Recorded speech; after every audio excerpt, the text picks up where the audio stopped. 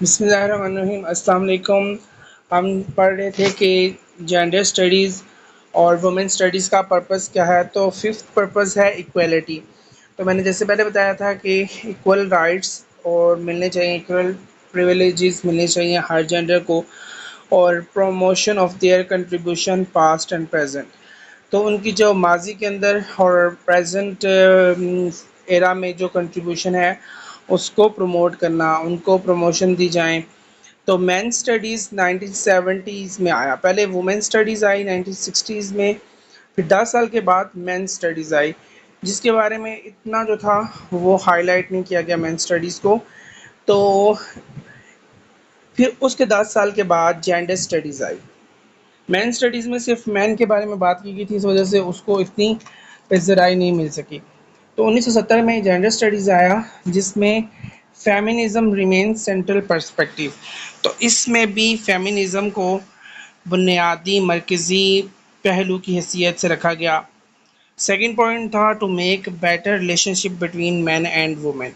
तो मर्दों और औरतों के दरमियान अच्छे ताल्लुकात बनाना। इसमें वाइडर टर्म्स इंक्लूड की कि एलजीबीटी, क्योंकि फर्स्ट अगर हम देखते हैं तो वुमेन स्टडीज़ है, तो वुमेन्स में सिर्फ वुमेन को ही फोकस किया गया था, मेन स्टडीज़ में सिर्फ मैन को फोकस किया गया था। लेकिन जब जेंडर स्टडीज़ आई तो उसमें तमाम किस्म के सेक्स को जो है वो इंक्लूड किया गया, उसको कवर किया गया, जिसमें लेस्बियन, गे, बाइसेक्सुअल, ट्रांसजेंडर, मैन और वुमेन, तमाम किस्म के सेक्सेस को इंक्लूड किया गया है और डिस्कस किया गया है। इसमें क्रिटिसिज्म ये हुआ कि जो लास्ट 40 ईयर्स से वुमेन स्ट्रगल कर रही थी सफ्रेजिस्ट मूवमेंट के ज़रिए कि हमें इक्वल राइट्स दिए जाएँ, तो वो उन लोगों को वो राइट्स नहीं मिले थे। अब हम डिफरेंस पढ़ लेते हैं कि वुमेन स्टडीज़ और जेंडर स्टडीज़ में क्या डिफरेंट है। तो डिफरेंस है, तो वुमेन स्टडीज़ जो है of short of second wave of feminism. तो ये सेकंड वेव ऑफ फेमिनिज़्म के बाद जो है मर्ज़ वजूद में आई। इसमें क्राइटेरिया और मेथड जो था वो वुमेन का स्टेटस को असेस करना था, कि वुमेन के जो स्टेटस है माशरे के अंदर, वो बेसिकली उन्हें उसको फोकस किया गया।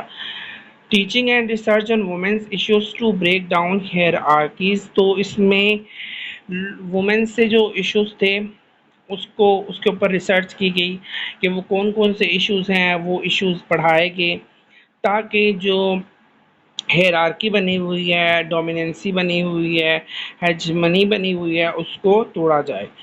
तो women's participation in men's trade. तो वो जो मेंस के जो ट्रेड था, जो बिजनेस है, उसमें वुमेन्स को कैसे पार्टिसिपेशन करनी चाहिए और कैसे उसको उसके समरात मिलने चाहिए।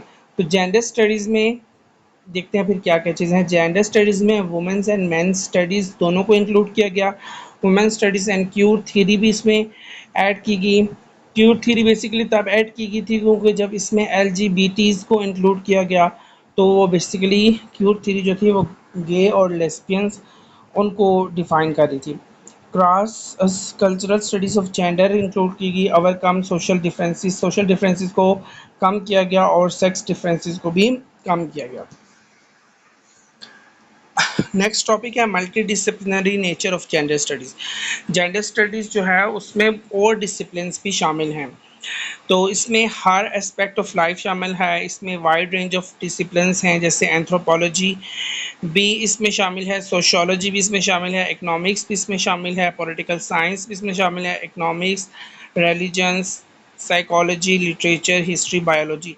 अगर हम बात करते हैं तो जेंडर स्टडी सिर्फ वुमेन्स और मेंस की स्टडी नहीं है या एलजीबीटीज़ की स्टडीज़ नहीं है, बल्कि एंथ्रोपोलॉजी इंसानियत के शुबे के साथ ताल्लुक़ रखती है, सोशियोलॉजी के साथ, इमरानियात के साथ ताल्लुक़ रखती है, माशियात के साथ, सियासत के साथ, मज़हब के साथ, नफ्सियात के साथ, अदब के साथ, तारीख़ के साथ और हयातियात। इसमें तमाम किस्म के डिसिप्लिन शामिल हैं। इसके अंदर तमाम आइडेंटिटीज़ शामिल हैं, यानी आइडेंटिटी से मुराद यहाँ पे सेक्स है, मेल, फीमेल, अदर्स सब शामिल हैं। Autonomy versus integration debate in gender studies. क्या जेंडर स्टडीज़ एक खुद मुख्तार है या इसके अंदर कोई इंटीग्रेशन भी है? तो ऑटोनॉमी क्या है? Separatist approach for women personally successfully act exactly according to norms and values in self directive mode. तो जो सेपरेटिस्ट अप्रोच थी वुमेन्स के लिए वो कामयाब हुई क्योंकि उसके नॉर्म्स और वैल्यूज़ के अकॉर्डिंगली थी। It means that self direction in one's life is explicit in a person life.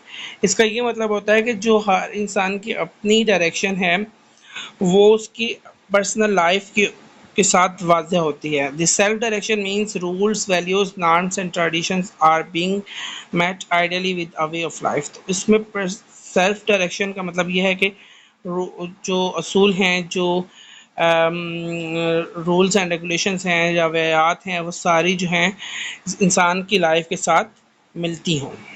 Integration integrate strategies of women's development. इसमें वुमेंस को कैसे डेवलप करना है उसके लिए स्ट्रेटजीज को बनाया गया।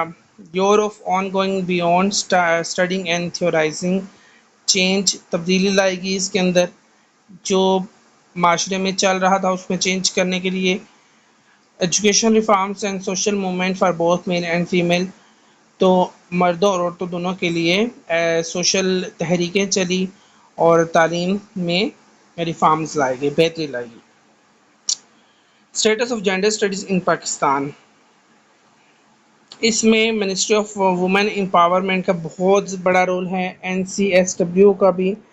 और वुमेंस स्टडीज़ को एज अ डिसिप्लिन बनाया गया जिसमें उसकी अचीवमेंट को पिन पॉइंट किया गया कि कैसे जो है वो जो उसकी मुश्किलात हैं उनको कम किया जाए और ऐसे कोर्सेज़ को इंट्रोड्यूस करवाया गया जिसमें वुमेन स्टडीज़ का ज़िक्र हो।